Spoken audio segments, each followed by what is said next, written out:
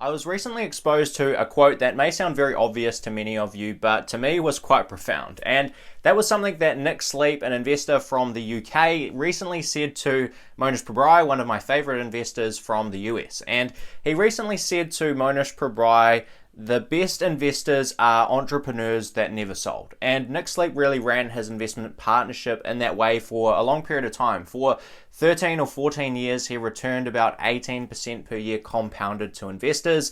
And through a huge percentage of that investment partnership, he had very, very few transactions. His portfolio was extremely concentrated and really only three stocks: Berkshire Hathaway, Amazon, and Costco. And Nick Sleep eventually got to the point where he was going through sort of year after year of barely having a transaction, of almost never making a change to the portfolio, that he sort of got to the point where he felt a little bit guilty charging people fees to just basically sit on his butt and do nothing. So he eventually closed down his partnership, and even since he did that in 2014, these three stocks have continued to do extremely well for anyone that would have continued to hold them.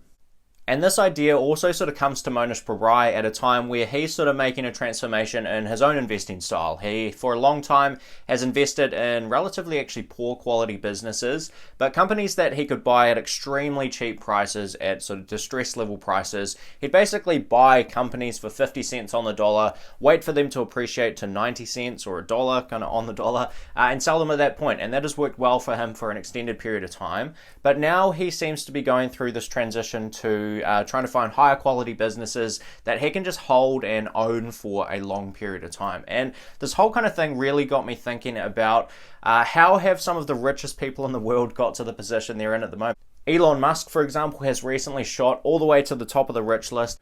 And he got to the top of that list by being an entrepreneur, by owning shares in Tesla and running that business to the point now where its market cap has expanded massively.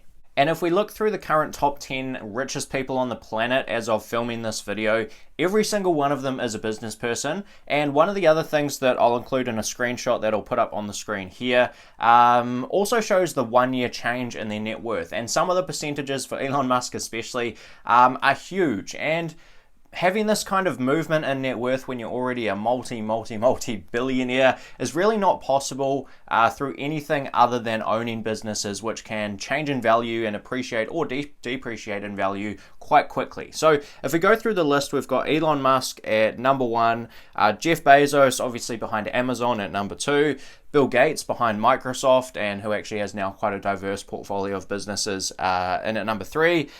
Bernard Arnault, who is the man behind, I believe, Louis Vuitton, and at number 4. Mark Zuckerberg, again, another business person behind Facebook, obviously, and at number 5. And at number 6, we've got Chinese businessman Zhong Shenshan, who I'm probably butchering his name, but a Chinese business person again. Number 7, we've got Warren Buffett, who we talk about all the time on this channel. We've then got Larry Page and Sergey Brin coming in at number 8 and 9. They are both the founders of Google. And at number 10, we've got Larry Ellison, who again is a very famous business person and the man behind Oracle.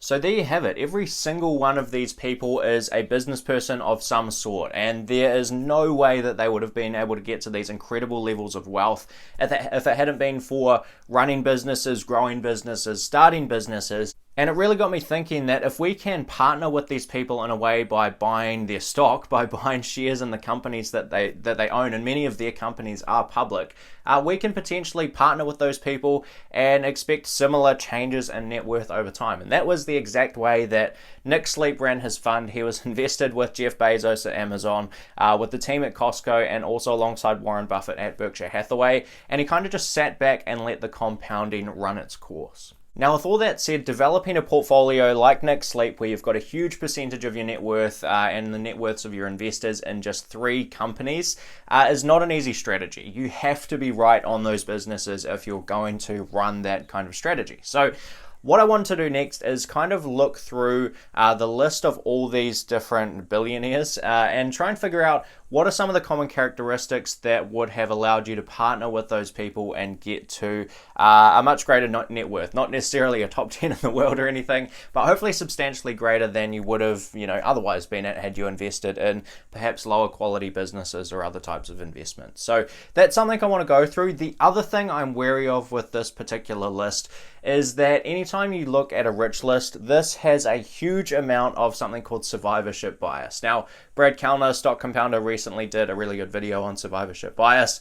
But basically what I'm saying here is that for all of these very wealthy billionaire business people, entrepreneurs, there are countless other people that have never got anywhere near this. They've tried to start a business, that have had it fail and just never been able to kind of reach that status. And there's also been a bunch of people that have come up to this elevated level of billionaire or multi-billionaire who have kind of fallen back to earth and had big failures as well. So those are a couple of things I want to go through, look at some of the common characteristics of people that have been able to propel up to this level, and then also look at some of sort of the failures and some of the common things that kind of went wrong for billionaires that have either gone completely bankrupt or that have either had their net worths fade away substantially for whatever reason. Now, the first major thing I notice with every single one of these people atop the rich list is that they have all been at it for a substantial length of time. If we look at Amazon and Jeff Bezos, he has been running that business since the 90s,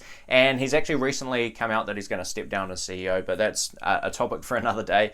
Nonetheless, he's been in this business for an extended period of time, and he's never sold. He had his stock go up to, at the time, what looked like astronomical levels for where Amazon was at the time, through the 2000 sort of tech bubble.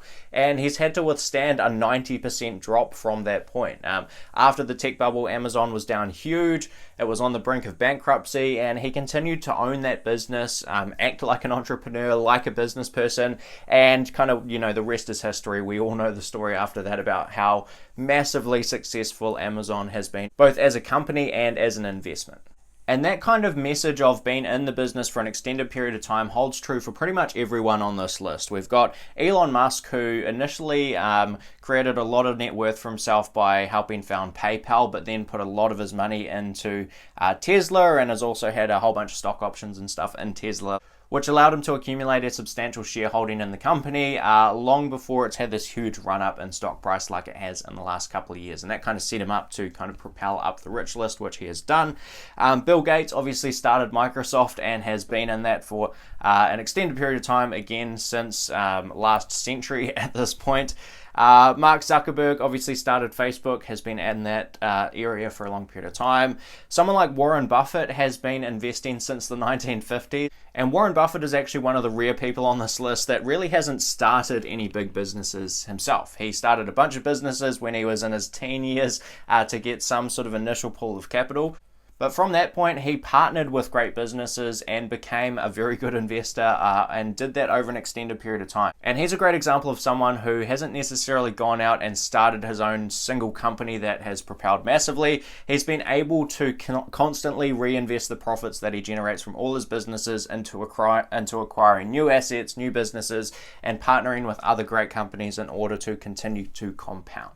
So pretty much everyone on that list has been in these businesses for a long period of time as they have grown substantially, and really none of them paid astronomical prices for them. They either received their ownership through stock options, or they started the company, or in the case of someone like Warren Buffett, they accumulated shares in good businesses when they were presented to him at attractive prices. And that aligns really closely with some of the messages in this book. This is one of my favorite investing books, which is 100 Baggers by Chris Mayer, and it really goes through the types of investments that turn into absolute home runs, that turn into 100 baggers. Stocks that multiply your money, turn every dollar that you put into that business into $100. Huge home runs. And a couple of the common themes from this book were that you have to own a business for a very long period of time, typically, for it to be a 100 bagger. That's kind of just the way the world works. But a couple of other things really help. Firstly, business growth obviously is a massive prerequisite for this. but also you want to avoid as much as possible paying really expensive prices for these businesses. To put it in really simple mathematical terms, if you buy a business for a PE of say 20, and then a couple decades later the business still sells at a PE of 20, in order for that to be a 100 bagger, the earnings have to go up 100 times. There's been no change in the PE ratio put on those companies start and finish, so the earnings simply have to grow. Now, if you buy that same business that grows its earnings 100-fold over a couple of decades, but you pay say 100 times earnings, and then later on that is come back down to earth, come back down to 20 times earnings, although the earnings have gone up 100x, the multiple put on that business has come down to only 20% of what it initially was. So that's only actually going to be a 20x investment. And vice versa, if you can do that the other way around and buy one of these companies for say 10 times earnings, and then it grows to 20 times earnings, and it's also had earnings growth, hopefully that all makes sense, over that extended period of time, you're going to get the 100x from the earnings growth, but you're also going to get a double in your PE. So you've now got a 200x kind of return on that investment. So those are a couple of key things to keep in mind. You do have to own these businesses for a long period of time, and you really can't overpay for them either. Otherwise, the business has to do even better in order to achieve these astronomical returns. Now, I just want to spend the final part of this video talking about some of the sort of falls from grace. Some of the really successful entrepreneurs that have, had huge net worths at some point in time, but have come back down for whatever reason. And there's two main reasons I want to talk about this. Firstly, like I mentioned earlier, a rich list is very much a list with a lot of survivorship bias. Just because you start a business does not mean that you're going to become a multi-billionaire.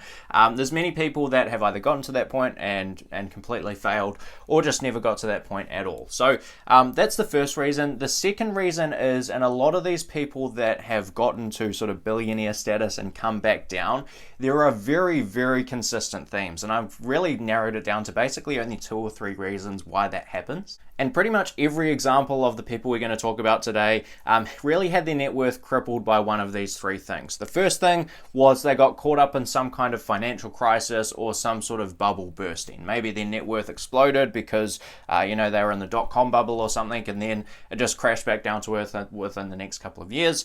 So that's the first thing. The second thing was using too much debt. So if they get into this financial crisis type issue, then they simply don't have enough equity to kind of come out the other end of that crisis. So that's the second thing.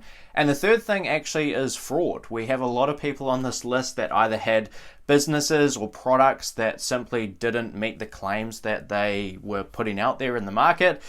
They raised a lot of money and maybe had huge business valuations initially, but then really the product just turned out to be a huge fraud, or they were running Ponzi schemes. We've got the Bernie Madoffs of the world. Bernie Madoff was close to a billionaire at kind of his peak before it all fell apart. So those are a few things I want to touch on, and I'm going to give you some examples of some of those people here. Now, the first example of a billionaire falling from grace is a man whose name I'm not going to attempt to pronounce here, but I will put on the screen. And basically, this is an Icelandic billionaire who got to that status by having a majority share in an Icelandic bank. And he was one of the people who really got caught up in the financial crisis. He had a net worth of a little over $1 billion in 2008. And he had to file for bankruptcy after this crisis happened. So this is one of those examples where some sort of financial system collapse really hurt him. And he also didn't have enough equity to sort of come out the other side. He was potentially too levered kind of going into that situation, had too much debt. The next person we've got is Alan Stanford. Now, Alan Stanford had a net worth of $2.2 billion in 2008. Turned out he was running a Ponzi scheme, and he lost every cent of that net worth. Next on the list, we have Sean Quinn, who is from Ireland. Now, Sean Quinn had a net worth of $6 billion in 2008. He got caught up in, again, the property collapse of 2008 in Ireland. And after bankruptcy, he was left with $15,000. He went from billionaire status to being worth 15 grand. And I should say I'm pulling all of these sort of stats from a website called commodity.com. I'll put a link down in the description to that if you want to see. Not sponsored or anything, but that's where I'm pulling this from. And a few of the other names. So we have Ike Batista, who was a Brazilian oil billionaire. He was worth $34.5 billion in 2012, and he just took out too much much debt. In 2014, he was estimated to have a negative $1 billion net worth. So again, he's got caught up in doing really well in a particular business. This is a commodity business. He had too much debt, and when commodity prices went south, he got absolutely crushed. Now next we have a Japanese billionaire by the name of Yasumitsu Shigeta. Hopefully I'm not butchering that name. And this was a guy who was caught up in a bubble, in the dot-com bubble. So he went from having a net worth of $42 billion in the 99-2000 tech bubble, and he lost roughly $41 billion out of that $42 billion. So huge crash down after the dot-com bubble, and that's kind of what he got for being exposed to massively high inflated prices during that period of time. At the time, he was the youngest billionaire ever in Japan, and although he was still very wealthy after that collapse happened, he had a huge change in net worth to the downside from that. Next up, we have Bernie Madoff, and this is the classic example of fraud and Ponzi schemes. There was even a movie made about Bernie Madoff, which I'll put maybe a screenshot up of what that's exactly called if you haven't seen that before. Bernie Madoff was estimated to be worth about $820 million US at his peak. He lost everything, he's now broke, and he's serving a life sentence for defrauding investors. And finally, we have a relatively recent one. So this is a woman by the name of Elizabeth Holmes. She was once worth $5 billion US. She had a company called Theranos worth, or at least valued at the time at $9 billion US. Basically, Theranos was a company that ran blood tests for people, and it basically came out that their blood tests were fraudulent. So really, we're starting to see a pretty common theme here. We've got either bubbles, fraud, or simply using too much debt. And Elizabeth Holmes is another example of fraud. She was eventually charged for wire fraud in 2018 and now has a net worth of $0 US.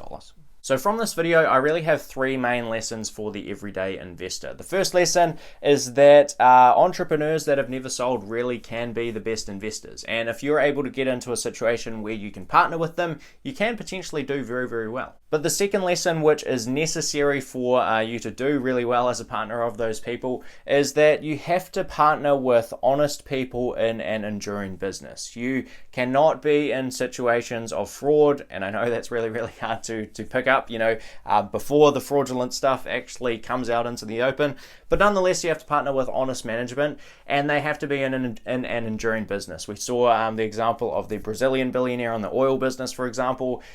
Did really well, but was selling a commodity product, and when that commodity got into trouble and he had too much debt, he really didn't have the ability to come out the other side of that particularly well. And finally, like I mentioned from the book 100 Baggers, if you want to partner with these people, in order for it to work out really well as an investment for you, you still have to pay an appropriate price. The value investor in me still had to sneak that message into this video.